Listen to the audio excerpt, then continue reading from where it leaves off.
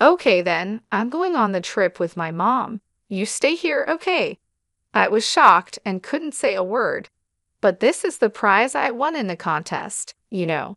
Also, if the winner doesn't use the ticket, it becomes useless. I wanted to say that, but my husband David cut me off with something shocking. If you don't like it, we can just get a divorce, he said. Excuse me. I mean, if you can't agree with what I'm saying, then we should get a divorce. His words made my feelings for him instantly fade. My name is Olivia, and I'm a 32-year-old office worker. I went to an all-girls school from middle school through university and started working without really talking to men. I was so busy with work that I never had time to fall in love. Suddenly, I was 27 and still single. Thinking this was not right, a friend set me up on a blind date. That's how I met my first boyfriend, who was a freelancer but lied about being an office worker. After we started dating, he lost his job and seemed ready to rely on me for everything. I ended things as soon as I could. After that experience, I became even more cautious about men and found it hard to trust them. So I reached 40 without any serious relationships. My parents were even more worried about me than I was. Both my parents had already been married for several years by the time they were my age, so they were quite eager for me to settle down as well. Back then, most people got married by 24, but nowadays it's common to marry later, even in your 40s. My dad started bringing me several arranged marriage proposals, saying he'd find someone for me since I didn't have a boyfriend. At first, I rejected all the offers, but over time, I felt bad for continuously saying no to what my dad suggested. I could tell that my parents, who wanted nothing but happiness for their only daughter, were getting impatient. So I decided to take a positive step and agreed to go on a blind date to show my appreciation for my parents. That's when I met David, who later became my husband. David was 31, just like me. He had been to an all-boys school and never really had the opportunity to fall in love with a girl before. What I liked about him was how caring he was towards his parents. He looked after them well, often visited their home, and took them on trips. He appeared to have a good character and a stable job at a company. I checked his business card to be sure. Having learned from a past mistake with a previous boyfriend, I was very cautious. However, everything seemed normal with David, and I felt he was trustworthy. As we dated, David, knowing I was shy, took the initiative and treated me very well. I gradually found myself more drawn to him. After 3 years of dating, David proposed, and we got married. My parents were overjoyed and shed tears of happiness when they heard the news that I was finally getting married. I genuinely felt fortunate to have met a good man and was equally pleased about looking after my parents in this significant way. After our wedding, my husband and I enjoyed our honeymoon and began our married life with joy and companionship. We both had jobs, so we shared the household duties accordingly. Cooking was my forte as my husband wasn't great at it, so he took on the laundry and cleaning tasks. We worked well together, supporting each other and enjoying a harmonious married life. However, our marital bliss faced challenges after just a year. The turning point came when my father-in-law died from an illness. This event deeply affected my husband, who then started paying excessive attention to my mother-in-law, Julie, who was left alone. David, my husband, began spending his days off at his mother's house. Sometimes he and Julie would go out, just the two of them, and occasionally he would stop by her place after work to share a meal. They even started taking trips together.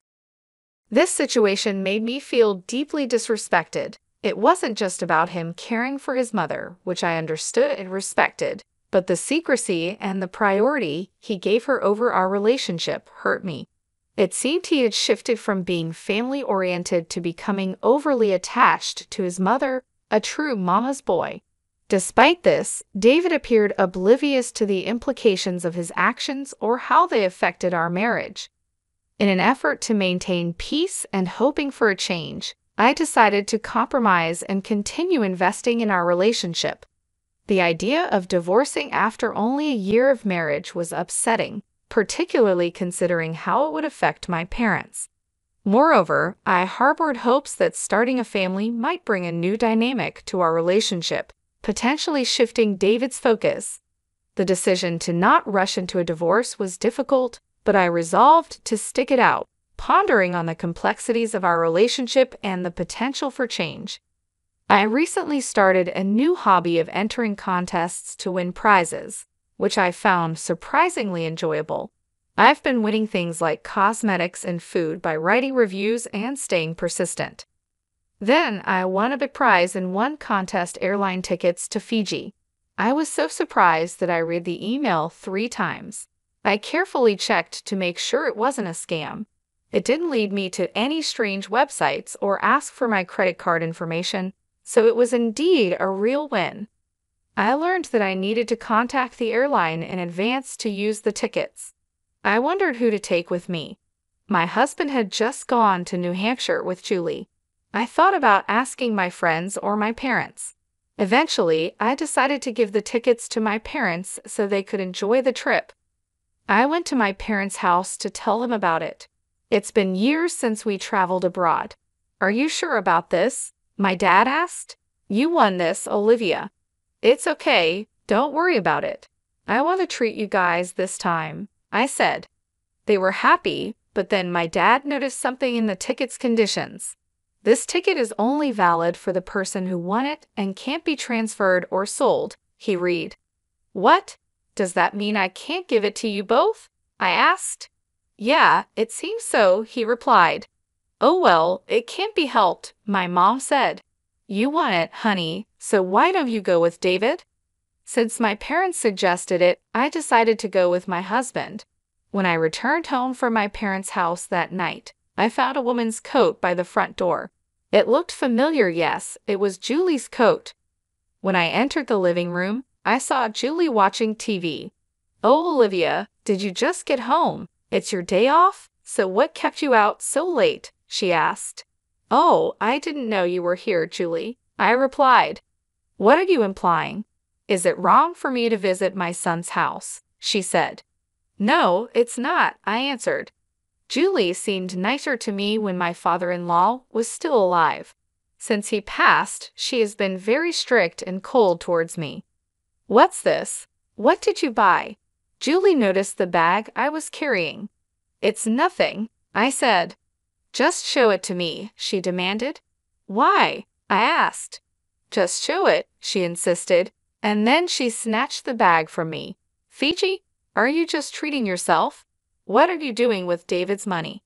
What are you talking about? I've never depended on David's money, I said. I won a pair of travel tickets in a contest, so I thought I would go on the trip with my husband. Oh, really? A prize, huh? Julie's mood suddenly changed, and she got excited. I had a bad feeling about this. Then my husband came into the living room, fresh from a bath. Oh, Olivia, welcome back. What's wrong? He asked, hearing his mother's excited voice from the bath. David, listen, Olivia won a trip to Fiji in a contest. Julie told him. Wow, that's great, he said. Yeah, I added, so I decided I'd go with you, David. I even bought a guidebook for it. How many people can go on that trip? He asked. It's just 2 tickets, so it would be just us, I replied. David was silent for a moment, glancing at Julie. She was looking at him with wide eyes, like a dog hoping to be fed. Okay, well then, I'm going to go on the trip with my mom. You stayed home, okay? He said. I was completely speechless. I couldn't believe David was so attached to his mom. This is what I won from the contest, you know, I reminded him. So what? We're a couple, so what's yours is mine, right? And what's mine is my mom's, he replied.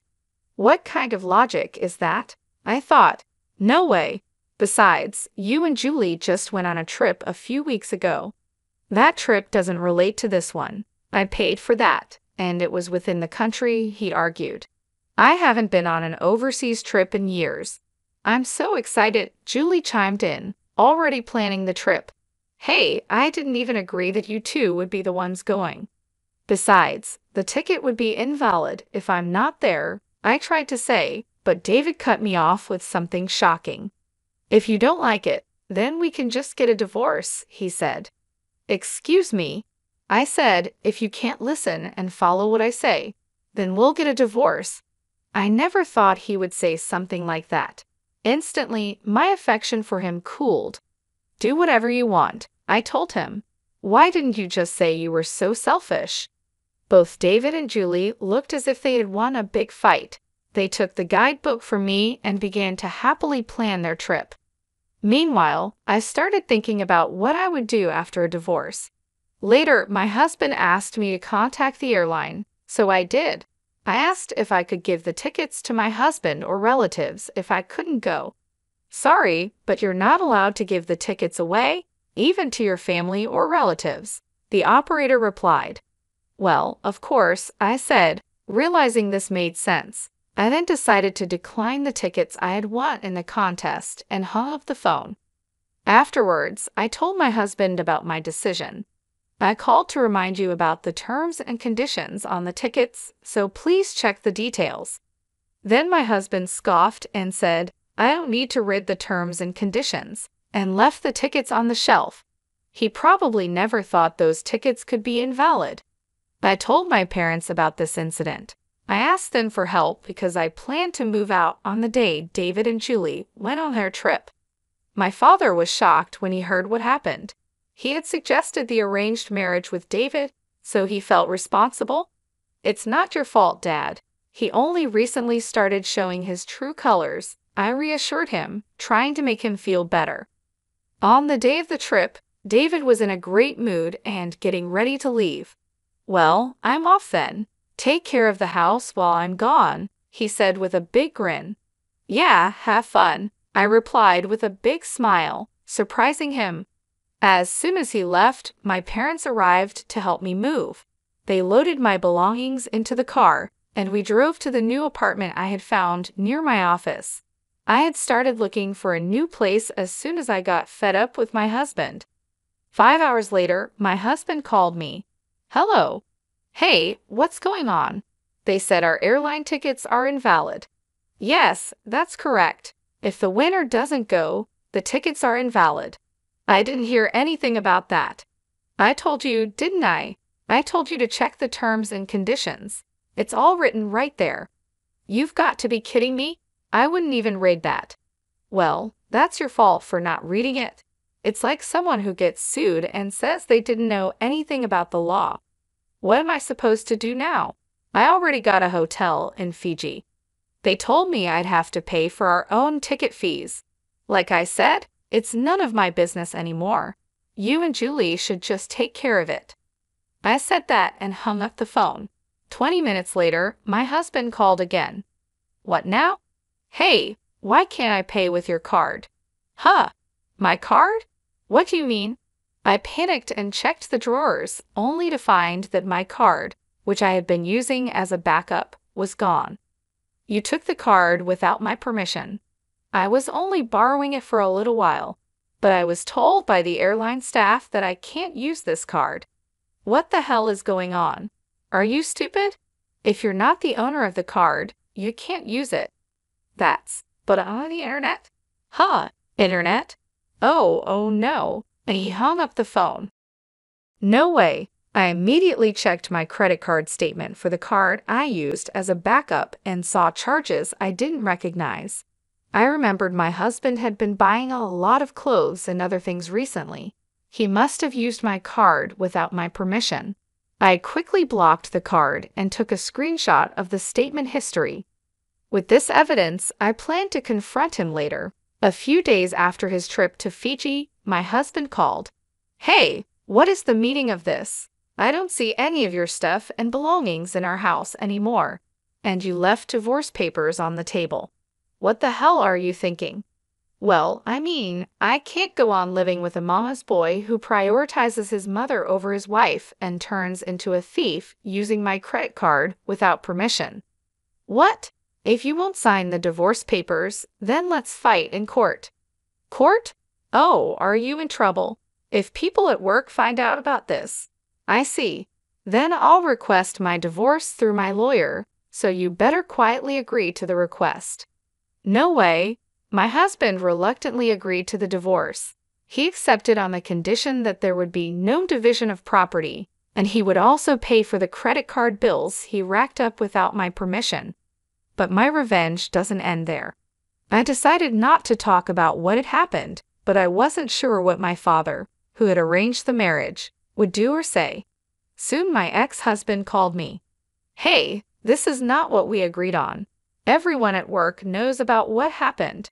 Now, they talk about me behind my back, and I'm known as a mama's boy and a thief. I can't hold my head high in my company anymore." "Oh, what a pity," I replied, but I hadn't told anyone about this. "Did you forget that so many people were involved in our marriage?" he asked. "Yes, our marriage was arranged through connections. My father, a general manager, and my ex-husband's boss, a department head, were good friends. They set up our blind date because my ex-husband was a promising bachelor working under him. It turned out that my ex-husband's boss was very upset with him over this whole mess. David was now being shunned at work, and his career prospects had dimmed. As for Julie, the news had spread to her neighbors, and they started avoiding her, leading her to isolate herself at home. They both faced the consequences of their actions, and I felt no sympathy for them. Meanwhile, I focused on my career, earned a promotion, and received a raise. To celebrate, I took my parents on an overseas trip to France, a place we had all wanted to visit for a long time. We created wonderful memories together. This whole ordeal has been a learning experience for me. I'm shocked that he turned out to be not just overly attached to his mom, but also a thief. At this point, there's nothing more to be done for him. I'm relieved that my family enjoyed their time together in France. I hope I, a kind and family-oriented person, will find someone better and truly wonderful in the future. Thank you for watching until the end. Please subscribe to our channel, and we hope to see you in our next video.